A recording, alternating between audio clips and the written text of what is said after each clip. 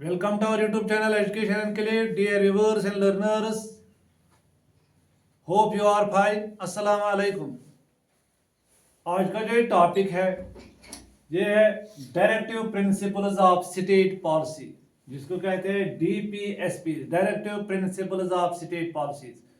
जब हम directive principle of state policy की बात करते हैं, what are the directive principle, जो ये डायरेक्शन देता है, ये जो ये डीपीएसपी है, ये क्या है, ये इंडियन कॉन्स्टिट्यूशन में सर्व करता है एज ए बेकन, किसके लिए, for policy making.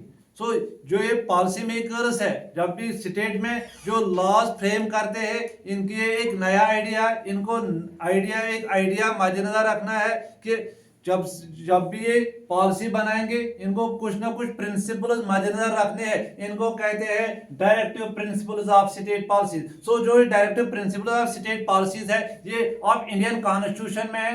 Indian constitution के ये क्या सर्व करता है as a beacon for policy making, जो गाइड करता है, जो फ्रेम करता है नेशन किसके लिए, towards its goals of justice के लिए, इक्वालिटी एंड प्रॉस्पेरिटी के लिए है।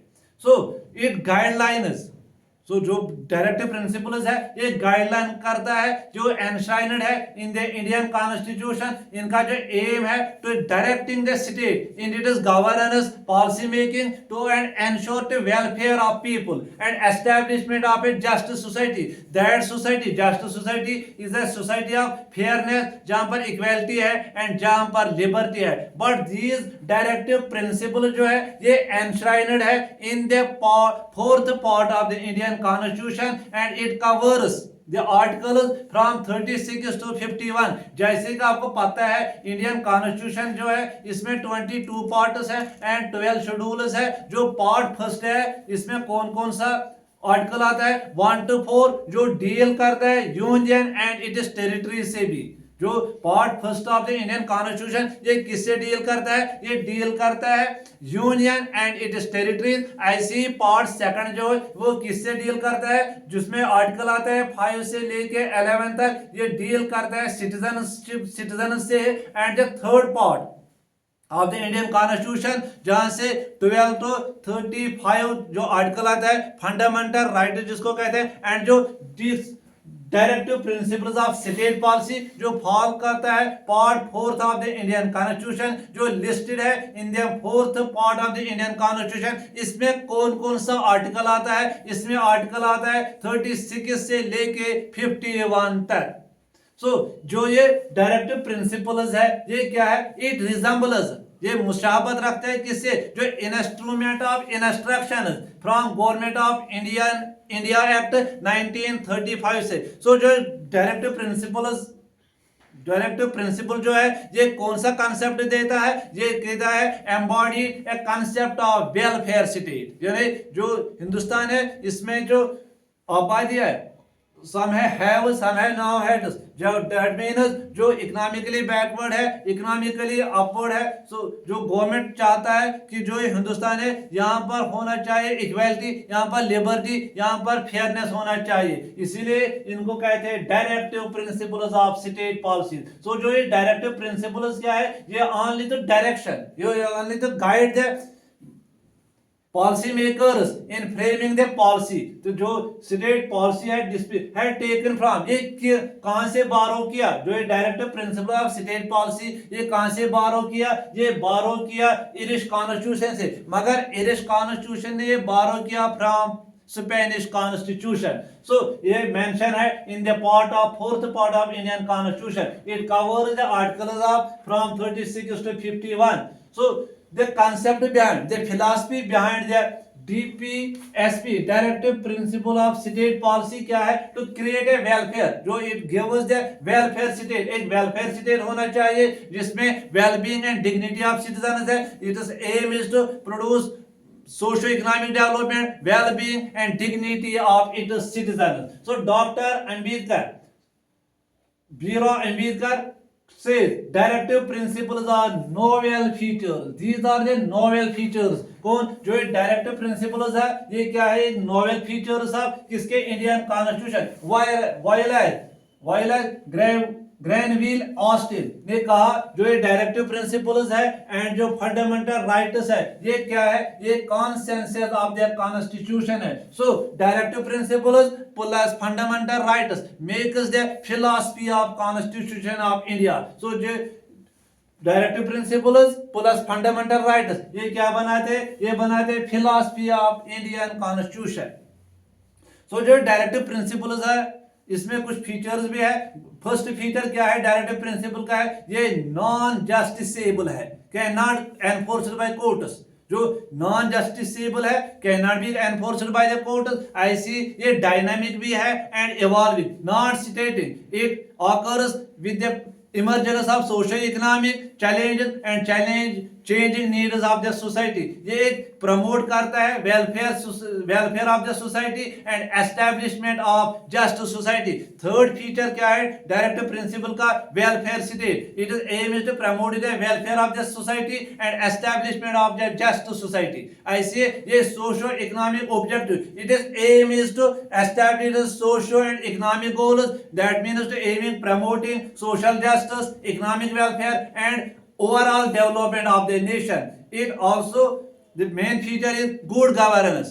It aims to transparency, accountability and the efficient functioning of public institutions. So जो ये directive principles of the state policy है can divide it into three categories. First is socialistic principles, Gandhian principles, and the third one is liberal intellectual principles. First is we can divide these directive principles of the state policy into three categories. First category is socialistic principles, second category is Gandhian principles, and third category is liberal intellectual principle. First is socialistic principle. जो ये socialistic principle, the socialistic principle aims to establish equitable and just society.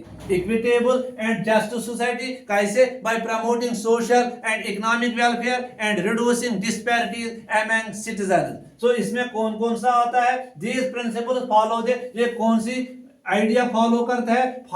Idea of socialism. That means there should be equality, there should be fairness, there should be liberty, just society, that society where there is no disparity. So if reduces the disparity, the first is socialistic principle. इसमें कौन कौन सा article आता है? Article 38 that is reduce securing welfare of the people. जो wellbeing of the people चाहता है किससे? आर्टिकल 38 से. इसके बाद article 39 securing proper distribution of material resources.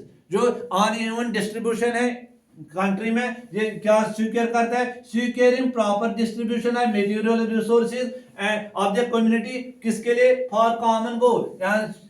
ये जो आर्टिकल है 39 किसके साथ डील करता है? Equal pay for equal work, protection of childhood and youth against exploitation to promote equal justice. यहाँ जो एक्सप्लॉयट होते हैं ये भी रिड्यूस करते हैं, protection of childhood and youth against exploitation to promote equal justice. इसलिए किस में आता है? सोशलिस्टिक प्रिंसिपल्स में आता है, क्योंकि सोशलिस्टिक प्रिंसिपल चाहता ही इक्विटेबल एंड जस्ट सोसाइटी, यहाँ पर भी promote equal justice. Article 41 right to work, education, public assistance in case of unemployment, old age and sickness. इसको क्या चाहे? अगर अनएम्प्लॉयड है, ओल्ड एज है, इसको चाहे हेल्प चाहे या सिकनेस है, किस आर्टिकल से? Article 41 that is socialistic principal.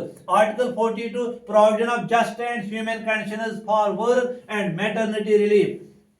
Article 47 to raise the level of nutrition, to develop the level of nutrition and standard of living of people. Second principle जो आता है directive principle of state policy divided into three category. First is socialistic principle, second is Gandhian principle. जो गांधी जी ने, बापू जिसको कहते हैं father of nation, इसने कुछ प्रिंसिपल्स दिए, इसने कुछ वैल्यूज दिए, इनको भी these principles reflect the program and ideology propagated by Gandhi. So जो गांधीयन प्रिंसिपल्स है इसमें क्या है? गांधीयन प्रिंसिपल्स में है promoting Gandhian values of social justice, self sufficiency, decentralisation and moral guideline. ये भी इनकॉर्पोरेट हुआ in the directive principles of the state policy. In order to fulfil his dreams Some of his concepts have been included in the form of DPSP. जो Gandhian का जो values है वो कैसे incorporate करें किसमें, इस directive principle of state policy. इसमें कौन कौन सा आर्टिकल आता है जो गांधीयन वैल्यूज है, जैसे सोशल जस्टिस चाहता है, सेल्फ सफिशिएंसी चाहता है, डिसेंट्रलाइजेशन चाहता है, मोरल गवर्नेंस चाहता है। इसमें कौन कौन से आर्टिकल्स आते हैं? पहले हम बताते हैं कि डीपीएसपी जो directive principle of state policy, ये पार्ट 4 ऑफ इंडियन कॉन्स्टिट्यूशन में आता है। इसमें जो आर्टिकल्स आता है, कहां से कहां तक आर्टिकल आता है, आर्टिकल 36 से लेके आर्टिकल 51 तक आता है। जो आर्टिकल 40 है वो किसमें पढ़ते हैं? Gandhian principles. कल ये भी पूछा जाएगा आपको से, जो डायरेक्टिव प्रिंसिपल्स है वो कितने में डिवाइड होता है? Three types of can be divided into three categories. First is socialistic principle, second is Gandhian principle. Gandhian principle में आता है article 40 organisation of village panchayat, किससे डील करता है? Organisation of village panchayat. Second is article 46, important article है article 46, protection of schedule caste, schedule tribes and weaker sections from exploitation. जो exploit तो economic social economic upliftment of the sections of protection of schedule caste, schedule tribes and weaker section, वो कौन सा article deal करता है? कौन से? Article 46। ये एक इंपॉर्टेंट आर्टिकल है, ये एग्जाम में पूछ सकता है। आर्टिकल 46 किससे डील करता है? तो upliftment of the social economic conditions of the weaker sections of the society. Article 47 ये क्या करता है? प्रोहिबिट करता है यूज ऑफ इंटॉक्सिकेटिंग ड्रिंक्स या intoxicating medicine, intoxicating drinks. Article 43 to promote cottage industry in the country. Article 48, organization of agriculture and animal husbandry on modern and scientific lines, prohibiting the slaughter of cows and other cattle. जो third principal है liberal intellectual principal. जो ये liberal intellectual principal, ये किस पर, इसका जो idea किस पर, ये इसका बुनियाद किस पर है? इसका बुनियाद जो है वो लिबरलिज्म इडियोलॉजी पर है। लिबरलिज्म, लिबर्टी जो चाहता है, these principles follow the liberalism aetiology. तो इसमें कौन कौन सा आर्टिकल आता है? इसमें आर्टिकल आता है 44, 45, 48A, 49, 50 एंड 51। इसके बाद है amendments related to directive principles of state policies. कौन कौन से तरमीम हुई इसमें? जो 42 amendment act 42nd amendment act जो कब हुआ? 1976 में। इसमें क्या है? 4 डायरेक्टिव प्रिंसिपल वर एडेड। इसमें 4 डायरेक्टिव प्रिंसिपल ऐड हुए। कौन कौन सा? Article 39, article 39A, 43A and 48A। इसके बाद 97th अमेंडमेंट एक्ट जो 2011 में हुआ, inserted article 43B in the list of directive principle of state policy. जो आज का ये टॉपिक है ये है directive principle of state policy, जो जिसको बी.आर. अम्बेडकर ने कहा ये novel features of the Indian constitution है, या ग्रेवलिन ऑस्टिन ने कहा directive principles and fundamental right जो है ये consensus of the Indian constitution है। इसमें कौन कौन से आर्टिकल आता है? कल ये भी पूछा जाए कि ये directive principles of Indian constitution जो है ये किस पार्ट में आता है इंडियन कॉन्स्टिट्यूशन के? ये 4th पार्ट में आता है। कभी ये भी पूछा जाता है फर्स्ट पार्ट किससे डील करता है? फर्स्ट पार्ट करता है डील यूनियन एंड टेरिटरीज, जिसमें आर्टिकल आते हैं 1 से 4 तक। ऐसी आर्टिकल पार्ट सेकंड जो आता है वो किससे? वो सिटीजनशिप से डील करते हैं, article 5 to 11। And part third of the Indian constitution जो डील करता है इंपॉर्टेंट है, that is fundamental rights. But directive principle किसमें आता है? Enshrined listed in the 4th part of the Indian constitution. इसमें आर्टिकल आते हैं 36 से लेके 51 तक। But these directive state principles of state policy are non-justiciable, but fundamental rights are justiciable. To like our channel, education channel, Education Enclave, share and subscribe. God bless you.